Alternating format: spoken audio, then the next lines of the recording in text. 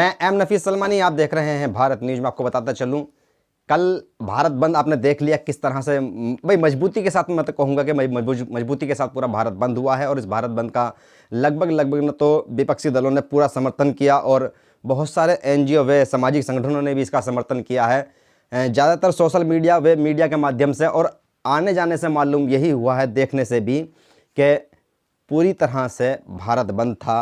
4 से 6 घंटे का असर रहा और ज़्यादातर जो लोग कह रहे थे कि वो यही उनका कहना था कि भाई हम किसान के साथ हैं। अब हम बात करते हैं राजनीतिक तौर पर जो आंदोलन होते हैं या पिछले आंदोलन जो हुए हैं, उन आंदोलनों से भी इस आंदोलन को जोड़ा जाए। पहले भारतीय जनता पार्टी विपक्ष में हुआ करती थी, कांग्रेस सत्ता में होती थी, और अब भारतीय जनता पार्टी जो है वो सत्ता में है और कांग्रेस व अन्य राजनीतिक दल जो है वो विपक्ष में हैं। और इसी के साथ साथ ये भी बात कही जाए कि बहुत से राज्यों के अंदर बीजेपी की बढ़ोतरी हुई है और कई जगह पर उनकी सरकार चल रही है। और इसी के साथ साथ मैं ये भी बताता चलूँ आपको, आंदोलन जो होते थे वो बीजेपी के, जब भी बीजेपी विपक्ष में थी तब भी आंदोलन होते थे। अन्ना आंदोलन आपको याद होगा, बीजेपी ने खुल के समर्थन नहीं किया था अन्ना आंदोलन का, जन लोकपाल आंदोलन का, पर हाँ अंदर खाते आंदोलन को समर्थन था और उसमें RSS का भी सपोर्ट था। बाद में अन्ना हजारे को कहना पड़ गया था कि भाई ये किसी भी RSS या बीजेपी से समर्थन से प्राप्त आंदोलन नहीं है, ये सिर्फ और सिर्फ भारतीय लोगों का आंदोलन है। उसी के साथ साथ एक बात और ये भी बताता चलूँ कि अलग अलग राज्यों के अंदर छोटे छोटे राजनीतिक दल हैं, वो विपक्ष की भूमिका निभाते चले आए हैं शुरू से ही, और इसी तरह अब के भी निभाई जा रही है। जैसे समाजवादी पार्टी, आम आदमी पार्टी, बहुजन समाज व अन्य जिन्हें कितने नाम संगठनों के, यानी कि राजनीतिक संगठनों के नाम हैं। बहरहाल अब हम आपको बात करते हैं आंदोलन और भारत बंद को लेकर। भारत बंद हुआ, कल भारत बंद था और पूरी तरह से सक्सेसफुल जिसको कहा जाए, किसानों ने पूरा दमखम लगा दिया और दमखम भी लगाया, ऐसा दमखम कि हिंसा नाम मात्र ही सुनने को मिली।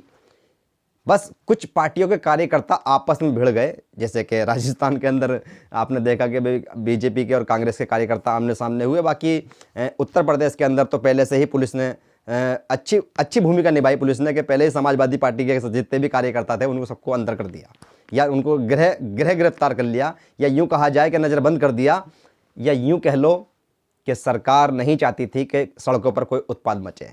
बहरहाल ऐसा होता है कि मीडिया में आने के लिए कार्यकर्ता बहुत मेहनत करता है, या कैमरे पे जाने के लिए और दिखाने के लिए कि भाई हाँ वो पार्टी के लिए, वो किसानों के लिए हमदर्दी में है। बहरहाल ये चलते सब अपने आकाओं के इशारे पर हैं। कोई भी पार्टी हो उसका एक राष्ट्रीय अध्यक्ष होता है और राष्ट्रीय अध्यक्ष का जो आदेश होता है उसका पालन सारे कार्यकर्ता करते हैं। तो इसी तरह कल भारत बंद जो आंदोलन था उसको लेकर अलग अलग राजनीतिक संगठनों ने जो समर्थन दिया है उसमें लगभग सभी शामिल रहे जो विपक्ष में मौजूद हैं। अब बात करते हैं हम आंदोलन की। 2014 से पहले भारत में जो सरकार चलती थी वो कांग्रेस की चलती थी, मनमोहन सिंह प्रधानमंत्री हुआ करते थे और उस दौर में विपक्ष में होती थी भारतीय जनता पार्टी व उसके घटक दल। भाई जो साथी दल थे वो विपक्ष में थे और विरोध प्रदर्शन करते थे। कई बार बड़े बड़े आंदोलन हमने देखे हैं भारतीय जनता पार्टी के द्वारा किए हुए, और यहाँ तक कि कहा जाता है कि विपक्ष की जो भूमिका बीजेपी ने निभाई है अटल बिहारी वाजपेयी के ज़माने से लेकर और 2014 तक, वो कोई भी संगठन नहीं निभा पाया। यहाँ तक भी कहा जाता है कि कांग्रेस की तो बस की नहीं है विपक्ष में बात रखना, यानी कि कांग्रेस हमेशा से विपक्ष में फैल रही है। और बीजेपी की तारीफ होती है कि भारतीय जनता पार्टी जब भी यानी कि विपक्ष में रही है तो जम के विरोध प्रदर्शन करती थी, सड़क से लेकर संसद तक करती थी, संसद भी बंद करवा दिया करती थी, यहाँ तक कि हर तरह के दफ्तरों पर घेराव हुआ करता था। एक अलग ही जोश देखने को मिलता था भारतीय जनता पार्टी के कार्यकर्ताओं का। कभी कभी हिंसक झड़पें भी होती थीं, पानी की बौछारें भी होती थीं, आंसू गैस भी दागा जाता था। ऐसा नहीं कि भारतीय जनता पार्टी के कार्यकर्ताओं ने मेहनत कम की है, जब मेहनत की थी तभी तो आज सत्ता में बैठे हैं। अब ज़रूरत है भारतीय जनता पार्टी के कार्यकर्ताओं से विपक्षी लोगों को सीखने की। जब ये लोग प्रदर्शन करते थे, जब बीजेपी के लोग प्रदर्शन करते थे तो कपड़े उतार लिया करते थे, नंगे होकर प्रदर्शन करा करते थे, सड़कें रोक दिया करते थे, गाड़ियां नहीं निकलने दिया करते थे। बहुत सी आपको तस्वीरें गूगल पे मिल जाएंगी, क्योंकि खबर कभी मरा नहीं करती है, खबर हमेशा जिंदा रहती है। चाहे तुम 100 साल पुरानी खबर निकाल लो, खबर आपको मिल जाएगी। पुरानी खबरों में इतिहास उठा के देखिए, आपको आराम से देखने को मिल जाएगा कि किस तरह से, मैं भी तस्वीरें लगातार दिखा रहा हूं आपको साथ साथ। आप देखिए अच्छी तरीके से किस तरह से विरोध प्रदर्शन बीजेपी करती थी। पर हाँ, एक बात हम जरूर कहेंगे कि भारतीय जनता पार्टी जब विपक्ष में थी और विरोध प्रदर्शन करती थी, जनता की आवाज़ उठाती थी, जनता के हित के मुद्दे उठाती थी और सरकार को आईना दिखाने का काम करती थी, पर कभी भी सत्ता में बैठी कोई भी पार्टी हो, वो भारतीय जनता पार्टी के कार्यकर्ताओं को देशद्रोही नहीं कहती थी। भारतीय जनता पार्टी के कार्यकर्ताओं को कभी भी विदेशी नाहक नहीं कहा जाता था, बाहर से सपोर्ट लेने वाले नहीं कहा जाता था कि विदेशी फंडिंग हो रही है, आंदोलन ये नकली आंदोलन है, ये असली किसान नहीं है। भाई, भारतीय जनता पार्टी में भी तो एक किसान का धड़ा है, बात मानने की है नहीं है? किसान मोर्चा भारतीय जनता पार्टी में है या नहीं है? अल्पसंख्यक मोर्चा भारतीय जनता पार्टी में है या नहीं है? इसी तरीके से भाई व्यापार मंडल भी भारतीय जनता पार्टी के अंदर है, व्यापारी भी आंदोलन करते थे, किसान भी आंदोलन करते थे, अल्पसंख्यक समुदाय के लोग भी आंदोलन करते थे। अल्पसंख्यक में भाई मुस्लिम, ईसाई, सिख, जैनी आते हैं, और आज तो गृह मंत्री भी भाई जैन समाज से ही आते हैं, जैन धर्म से आते हैं, गृह मंत्री अमित शाह जी। और तब सबके सब अपने अपने मोर्चों से आंदोलन किया करते थे, वक्त वक्त पर आंदोलन किया करते थे, संबंधित मंत्री तक अपनी बात पहुंचाने के लिए आंदोलन किया करते थे। कृषि मंत्री के लिए भी आंदोलन हुआ करता था, रक्षा मंत्री के लिए भी आंदोलन होता था, गृह मंत्री के लिए भी आंदोलन होता था, प्रधानमंत्री के लिए भी आंदोलन होता था, और यहाँ तक के प्रधानमंत्री से लेकर निंगम पार्षद तक के पुतले फूंके जाते थे। पर हाँ, कोई विपक्षियों को आतंकवादी, देशद्रोही या यूं कहा जाए कि विदेशी फंडिंग लेने वाला नहीं कहा जाता था। नकली या असली जैसे शब्द नहीं होते थे। जैसे ही भारतीय जनता पार्टी सत्ता में आई और सत्ता में आते ही प्रधानमंत्री नरेंद्र मोदी प्रधानमंत्री बने और विरोध प्रदर्शन विपक्ष ने करने की कोशिश की, तो सबसे पहले ठप्पा मारा, तुम देशद्रोही हो, तुम विदेशी फंडिंग से चलने वाले हो, मोदी को बदनाम करने वाले हो, देश की अस्मिता को तुम चोट पहुंचाने वाले हो, इससे नेशनल प्लेटफॉर्म पर देश की बदनामी होगी। इस तरह के जुमले गढ़े गए और आंदोलन फेल होते चले गए।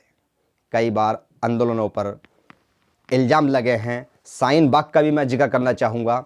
जब शाहीन बाग में आंदोलन चल रहा था तो शाहीन बाग में बैठी महिलाओं को कहा गया था कि 500 रुपये लेकर ये बैठती हैं, और वहाँ की महिलाओं ने जवाब दिया था कि 500 नहीं, हम 1000 देंगे, तुम हमारे साथ आके बैठिए।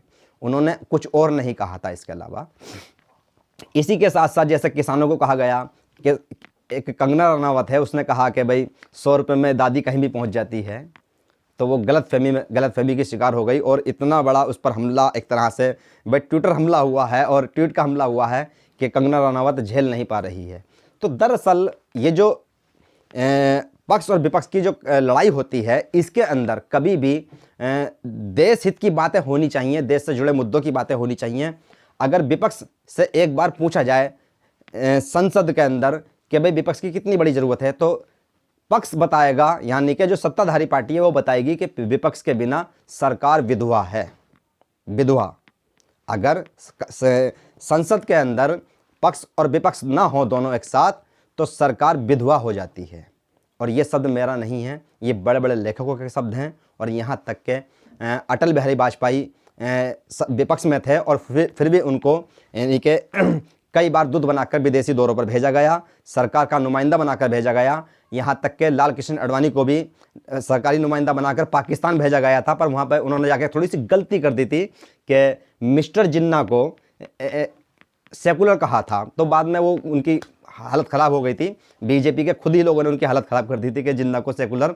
बहरहाल वो मोहब्बत जागी होगी लाल कृष्ण आडवाणी जी के दिल में पाकिस्तान के प्रति, और कई बार बीजेपी के लोगों के दिल में पाकिस्तान को लेकर हमदर्दियाँ और मोहब्बतें जागी हैं। पर वो मोहब्बतें और हमदर्दियाँ जो हैं इनकी असली हो जाती हैं। अगर यही मोहब्बत कांग्रेस, आम आदमी पार्टी, बीजेपी, समाजवादी पार्टी कर लेती है, तो वो देशद्रोही और आतंकवादी हो जाते हैं। तो कुल मिलाकर राष्ट्रवादी का इन पर ठप्पा नहीं लगता है। तो कुल मिलाकर ये जो तीरों के बाण चले कल इसमें देखने में तो यही बात आई कि हाँ, देश कहीं ना कहीं वो सवाल खोता जा रहा है, देश की मीडिया से वो सवाल हटता जा रहा है, देश की राजनीतिक पार्टियों से वो सवाल हटता जा रहा है, जो मौलिक अधिकार है एक आम जनता का। हमने आपको तस्वीरों के अंदर बीजेपी के द्वारा किए गए सारे प्रदर्शनों की तो तस्वीरें नहीं दिखाई हैं, पर वो कुछ तस्वीरें दिखाई हैं जिसमें बीजेपी के कार्यकर्ता एक मजबूत आंदोलन करते थे और सरकार को कहते थे कि हम सरकार की ईंट से ईंट बजा देंगे अगर जनता का ये नुकसान हुआ, क्योंकि हम जनता की आवाज़ उठा रहे हैं, जनता के मुद्दे उठा रहे हैं।